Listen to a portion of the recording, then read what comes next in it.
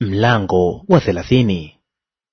Neno hili ndilo lililomjia Yeremia kutoka kwa Bwana kusema, Bwana Mungu wa Israeli asema hivi, ya kwamba uyaandike kitabuni maneno hayo yote niliyokuambia.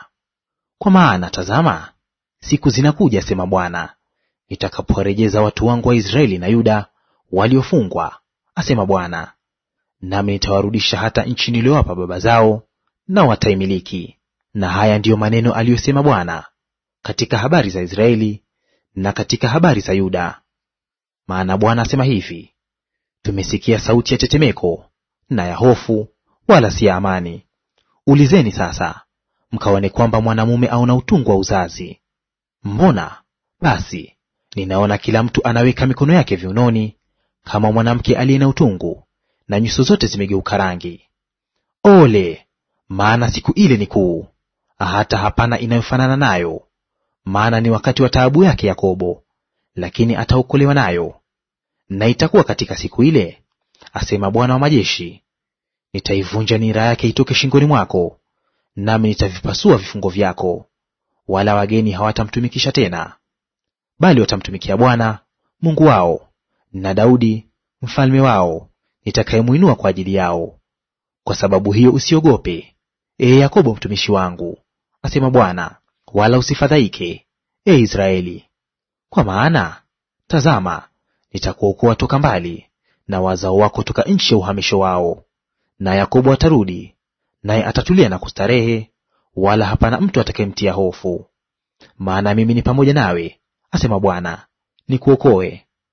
Maana nitawakomesha kabisa mataifa yote huko nilikokutawanya, bali sitakukomesha wewe kabisa, lakini nitakurudi kwa hukumu, wala sitakuacha bila adhabu. Maana Bwana asema hivi, maumivu yako hayaponyeki, na jeraha yako ni kubwa, hapana mtu wa kukutetea. Kwa jeraha yako huna dawa ziponyazo. Wote wakupendao wamekusahau, hawakutafuti. Maana nimekujeruhi kwa jeraha ya adui, kwa adhabu ya mtu mkatili.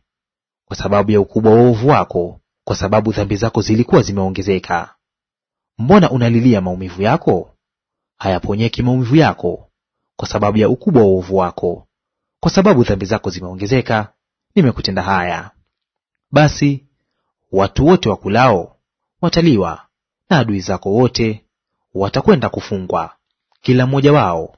Na hao waliokuteka nyara watatekwa, na wote waliokuwinda nitawafanya kwa mawindo.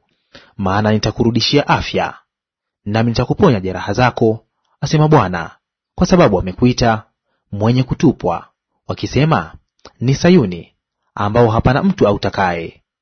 Bwana asema hivi, tazama, nitarudisha tena hema za Yakobo zilizohamishwa, na kuyahurumia makao yake.